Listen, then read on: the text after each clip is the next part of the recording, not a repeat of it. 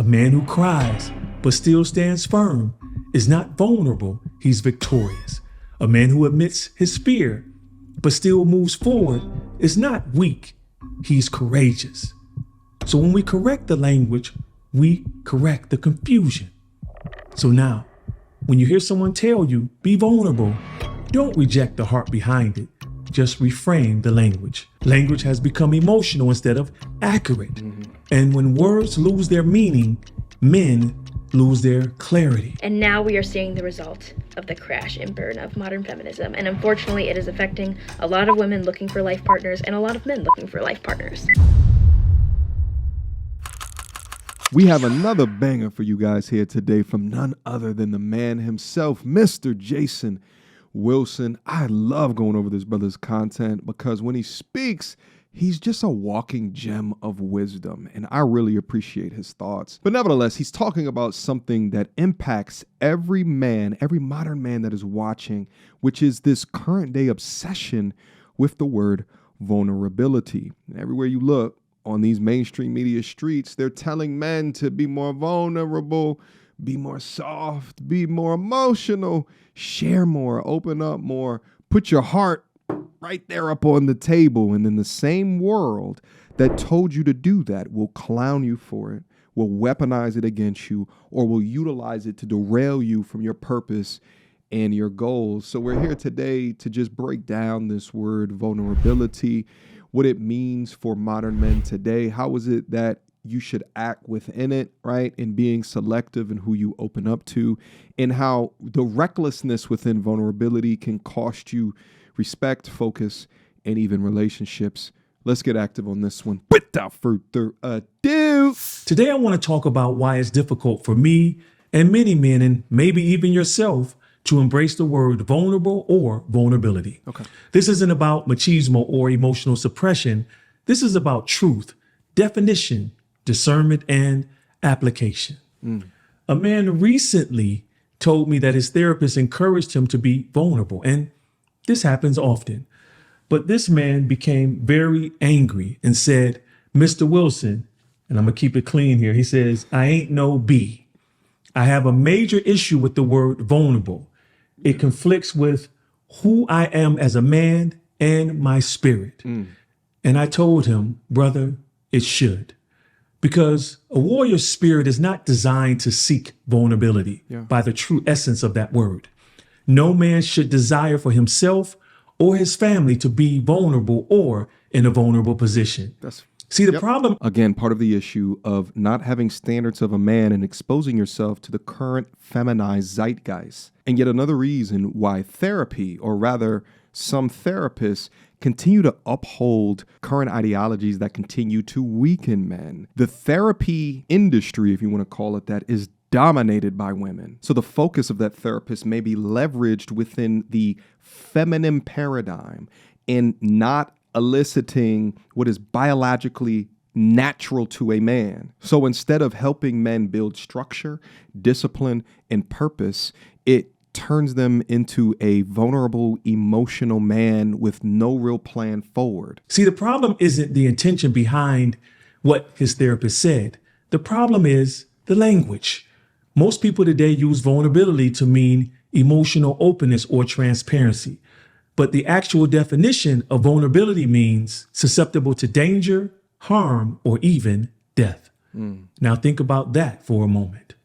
Yah the Most High did not design man to desire to be susceptible to danger. He designed man to protect, to guard, to cover, to love, and to stand watch. In Genesis chapter 2, verse 15, it says, Adam was placed in the garden to work it and keep it. The Hebrew word shamar for keep means to guard or protect. In other words, Adam's dominion included responsibility and vigilance. His failure to address the serpent's deception wasn't a lack of authority, but a lapse in responsibility. And here's the deeper point. If the first man's assignment included guarding, then any command that invites a man to lower that guard must be weighed with great discernment and insight. The design must interpret the language not the other way around. So how can man be both protector and seek to be susceptible to danger? It's a contradiction, my brothers, of Yah's spiritual design for us. One of the greatest tragedies of our generation is how words have become emptied of their meaning. Language has become emotional instead of accurate. And when words lose their meaning, men lose their clarity. And this isn't a matter of semantics. When words lose their meaning, men lose clarity. Somebody write that down and put it on a damn t-shirt. Quick emergency meeting. I was recently searching for my name online and found way too much personal information, which brought me down this weird rabbit hole of how that could have happened, and found out that there's companies out there called data brokers that will sell your data to marketers, scammers, and even stalkers. And it's a nasty, disgusting feeling knowing that there's bad actors out there selling my information, selling your information for profit. But that's why I'm recommending today's sponsor, Aura. Now, I use Aura to automatically remove my information from these sites and keep my information off. But they do other things as well, such as bank fraud and identity theft alerts, VPN access. But guys, utilize my link down in the description box down below for a 14-day trial. At least see if you've been compromised. Privacy is king in this day and age, and you should know if your information is out there. So again, utilize my link, aura.com/MTR, in the description box down below to try 2 weeks free. That's way more than enough time to see if your personal data has been exposed. Go now. Now, what's interesting is that through that lack of clarity, it enhances vulnerability. For example, the lack of clarity in the modern day discussion in regards to gender. Due to this lack of clarity, we have biologically born men sharing bathrooms with biologically born women, or biologically born men winning strength events against biologically born women. Shout out to that recent trans strongman competition. And through that lack of clarity, right, that mist that they squirt in front of your face to throw or divert your eyes against what's actually happening. And through that, they will teach you not to protect anyone from that. Men and women are different, and we should embrace those differences.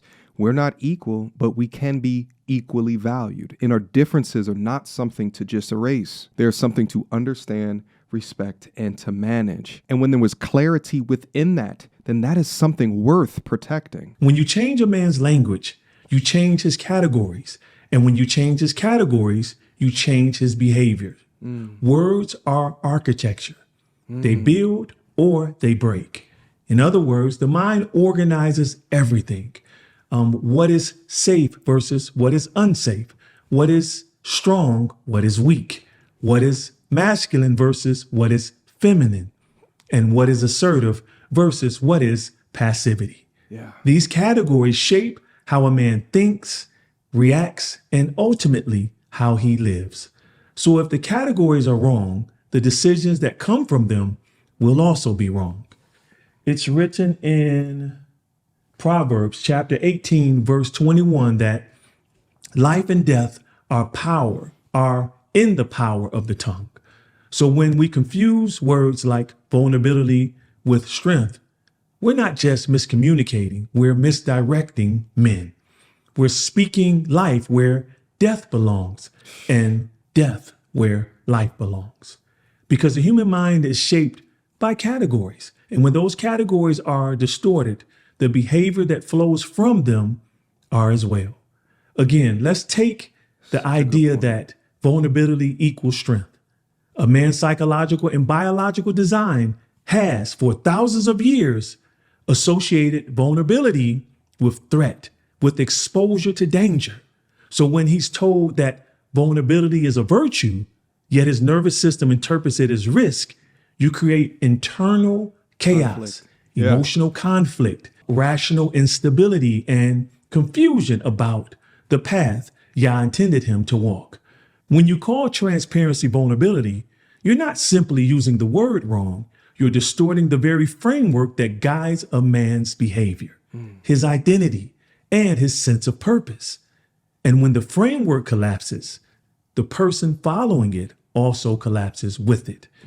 So when men are told, be vulnerable, what they hear subconsciously is lower your defenses and become susceptible to harm.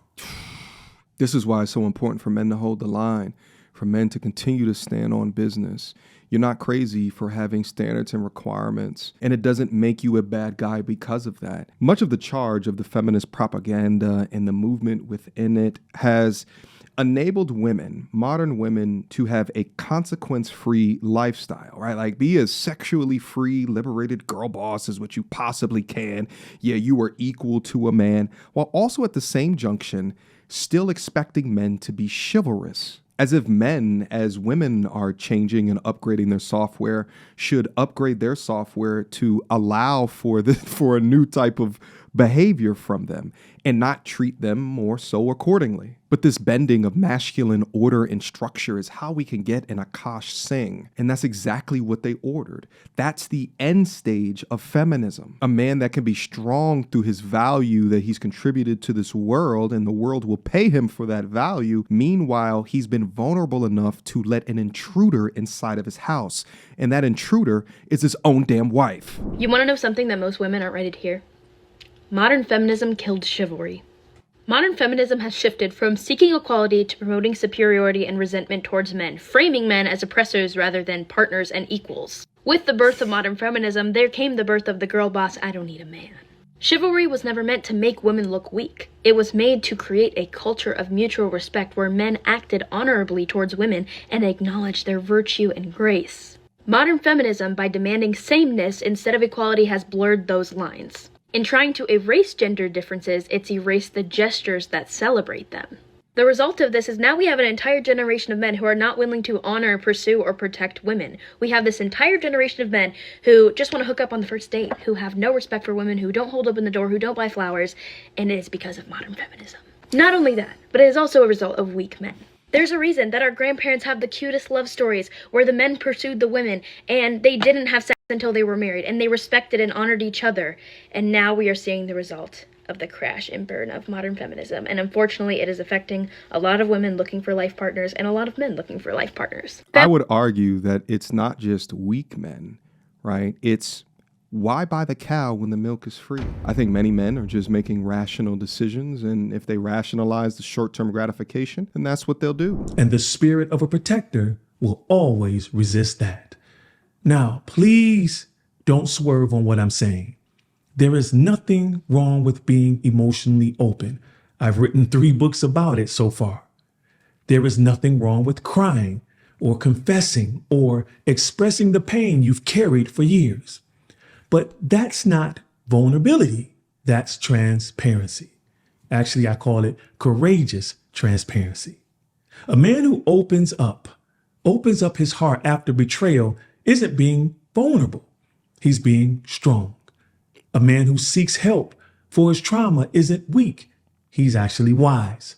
A man who admits he's broken isn't exposed. He's started healing. The culture has mislabeled transparency as vulnerability. And that's why so many men recoil when they hear the word. It doesn't resonate with who they are designed to be. If you study psychology, you'll understand why many men have evolved to associate vulnerability with death. In ancestral environments, the male who dropped his guard often didn't live to see another day. Yeah. Vulnerability in the literal sense meant exposure to predators or enemies. And the nervous system remembers what the culture forgets. Your biology carries ancient warnings, even when your vocabulary has been modernized. So when modern psychology tells a man, be vulnerable, but his nervous system still interprets that as danger, you're setting up an internal conflict between his design and his development. That's why I tell men, don't be vulnerable, be transparent. Vulnerability says you can wound me. Transparency says you can see through me while I show you who I really am. Even Yahushua wasn't vulnerable on the cross. He was obedient. He chose sacrifice, not susceptibility. For it is written that he said that no one takes my life from me, but I lay it down of myself. There's a difference between laying your life down willingly and having it taken from you because you dropped your guard. Brothers, we must reclaim comprehensive manhood. We don't need to be vulnerable. We need to be transparent. We don't need to be fragile. We need to be faithful. We need to be stable. A man who cries but still stands firm is not vulnerable, he's victorious. A man who admits his fear but still moves forward is not weak, he's courageous. So when we correct the language, we correct the confusion. So now, when you hear someone tell you, be vulnerable, don't reject the heart behind it. Just reframe the language. What they meant to say is, be authentic, be emotionally open, be transparent. That's what fosters healing and connection.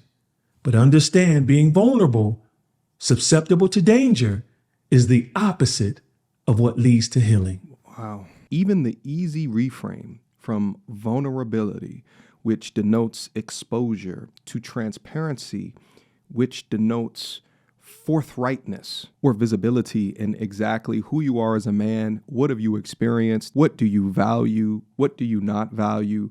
The trauma that you might have experienced, things that you've gotten healed for, things that you have not healed within your life, or things that you have not fixed within your life, I think completely changes it, right? Because through your transparency, it doesn't leave you exposed because you own these things and you're just providing the visibility to know for yourself, your friends, your family. It's kind of like before you go into battle, right? You don't want to go into battle vulnerable, like with a weakness. But if you are transparent that, hey, my shield might be a little bit broken or there's like a couple of holes in my armor, then you can make an intelligent decision to fix the shield, fix the armor, so that when you go out there, you increase the likelihood of success. And this is what men fundamentally are. In order to do well within this world and our society, you have to live in reality. You cannot live in delusion. So being real and honest with yourself and pointing a finger or enhancing transparency is going to get you farther to the goal than not. But let's finish up with the brother's thoughts. Because transparency is what builds trust, but vulnerability invites an attack. Therefore, Facts. when a man says, I can't afford to be vulnerable, what he's really saying is, I can't afford to be unguarded. And that's a valid truth. So brothers, as you continue to escape emotional incarceration, remember this: your heart was never meant to be unguarded. For it is written in Proverbs chapter 4, verse 23, above all else, guard your heart with all vigilance, for from it flows the springs of life. So my brothers, guard your heart by not being vulnerable, but don't hoard it by not being transparent. Share it wisely with humans, but offer it to Yah, the Most High, fully, because he's the only one who can handle it without hurting it. Shout out to this brother. Guys, I'm gonna leave a link to Mr. Jason Wilson down up in the the description box down below. I implore you guys to go take a look at his content, right? Especially if you're tired of me stopping the content to try to transform it into what I think would add additional value onto the conversation. But I learned a lot even in the way that he chose to reframe this, thinking through vulnerability. It's sort of like a masculine vulnerability. A synonym for that is this transparency, because you never want to be exposed, right? So thinking to unique moments within your life where you are emotionally vulnerable may not be what the masculine imperative calls for within that situation. Maybe the feminine imperative is fine for being vulnerable within, these certain situations. Being vulnerable, the act of vulnerability is emotional in nature, whereas transparency is a logical derivative. It's about control, and a man that is more logic driven or logic focused has control of his emotions, can control his environment around him, can control who has access to them, right? Knows how to say no in order to protect yourself or protect your peace. That's the kind, if you were to change the word or the definition of vulnerability, and I'm not saying you do that because that's going to add on to more of the lack of clarity with words that we have in our society today. But I really think anytime that you hear that word vulnerability, I think that transparency is the term that should be utilized in order to enhance power within that man. But all right, guys, I appreciate you for rocking with me throughout today's video. Did you learn something new? Write me something down up in the comment box down below. Appreciate you guys for continuing to support me, support the channel. I love doing these videos, especially videos like this. It's one thing talking about the weirdness within modern day culture and society today, but it's another thing to go over content that truly upgrades the way that we think. All right. Until next time. Peace.